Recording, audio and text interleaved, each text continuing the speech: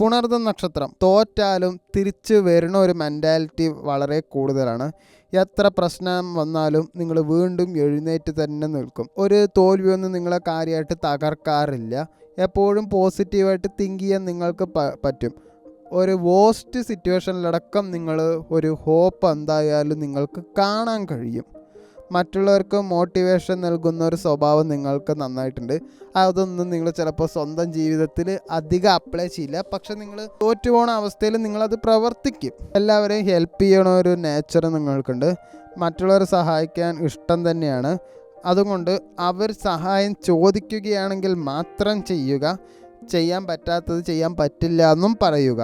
വിട്ടുകൊടുക്കുന്ന സ്വഭാവമുണ്ട്. വേദനിച്ചാലും നിങ്ങൾ ക്ഷമിക്കും. പഴയ ആളുകളെ വീണ്ടും അക്സെപ്റ്റ് ചെയ്യാനുള്ള ടെൻഡൻസി നിങ്ങൾക്ക് എന്തായാലും ഉണ്ടാവും. ഫാമിലി അറ്റാച്ച്മെൻറ്റ് നന്നായിട്ടുണ്ടാവും. കുടുംബത്തോട് വലിയ അറ്റാച്ച്മെൻ്റ് ആയിരിക്കും. ഫാമിലി പ്രോബ്ലംസ് മനസ്സിനെ നന്നായിട്ട് തന്നെ ബാധിക്കും. ജീവിതത്തിൽ അപ്സ് ആൻഡ് ഡൗൺസ് ഇങ്ങനെ ആവർത്തിച്ചും കൊണ്ടേയിരിക്കും. ഒരു സ്മൂത്ത് ലൈഫ് നിങ്ങൾക്ക് അങ്ങനെ ഉണ്ടാവില്ല. നല്ല അടി ഇടിയും വേടിയും ഒക്കെ നിങ്ങൾക്ക് എന്തായാലും ജീവിതത്തിലുണ്ടാവും. സ്റ്റെബിലിറ്റി കുറച്ച് വൈകിയേ നിങ്ങൾക്ക് സാധാരണ ലഭിക്കാറുള്ളൂ. സാമ്പത്തികമായിട്ട് മണി ഹാൻഡിൽ ചെയ്യാൻ നല്ല കഴിവുണ്ട്. ഏൺ ചെയ്യാനുള്ള കഴിവ് നിങ്ങൾക്കുണ്ട്. പക്ഷെ പ്ലാനിങ് കുറവായാൽ സേവിങ്സ് നന്നായിട്ട് തന്നെ നിങ്ങൾക്ക് കുറയും. ഫെബ്രുവരി മാസത്തിൽ കാര്യങ്ങളെല്ലാം സ്ലോ പ്രോഗ്രസ് ആണ്. എഫേർട്ട് ചെയ്തിട്ടും ഒരു റിസൾട്ട് കിട്ടാത്തൊരു ഫീലിംഗ് ആണ്. ജോബ് ചേഞ്ച് അല്ലെങ്കിൽ ഗ്രോത്ത് ചിന്തിച്ചിട്ടുണ്ടാവാം.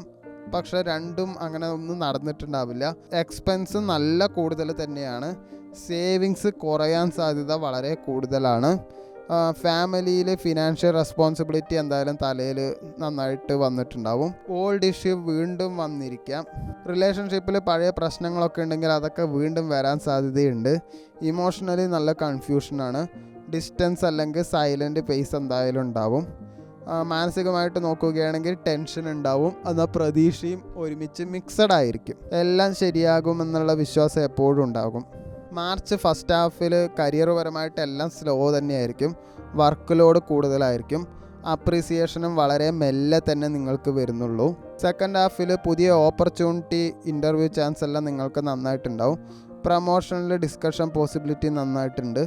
ജോബ് സ്റ്റെബിലിറ്റി നല്ല രീതിയിൽ ഇമ്പ്രൂവ് ആവും. പക്ഷെ അതൊക്കെ മാർച്ച് 20 ശേഷം മാത്രമേ ഉണ്ടാവുകയുള്ളൂ. എന്തെങ്കിലും ഒരു തീരുമാനം എടുക്കുന്നതും ജോലി രാജിവെക്കുന്നതും ഒക്കെ മാർച്ച് 20 ശേഷം മതിയാകും. ബിസിനസ് നോക്കുകയാണെങ്കിൽ ഓൾഡ് കോണ്ടാക്റ്റ് വഴി ഒരു ബെനിഫിറ്റ് എന്തായാലും നിങ്ങൾക്കുണ്ടാവും. പെൻഡിങ് വർക്ക്സ് എന്തായാലും കംപ്ലീറ്റ് ആക്കാൻ പറ്റും. മാർച്ച് അവസാനത്തെ ആഴ്ചയിൽ എന്തായാലും ഇൻകം കുറച്ച് ഇമ്പ്രൂവ് ആവും.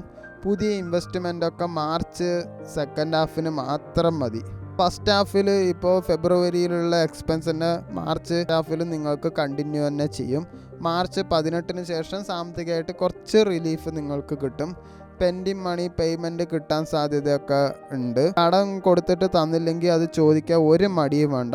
മാസം അവസാനമാകുമ്പോഴേക്കും സേവിങ്സ് സ്റ്റാർട്ട് ചെയ്യുക.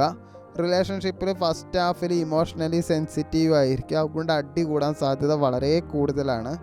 മിസ്അണ്ടർസ്റ്റാൻഡിങ്ങും നന്നായിട്ടുണ്ടാവും. സെക്കൻഡ് ഹാഫിലും അണ്ടർസ്റ്റാൻഡിങ്ങും കുറച്ച് ഇമ്പ്രൂവ്മെൻ്റ് ഉണ്ടാവും. പക്ഷെ മനസ്സിൽ അതിങ്ങനെ കിടക്കും.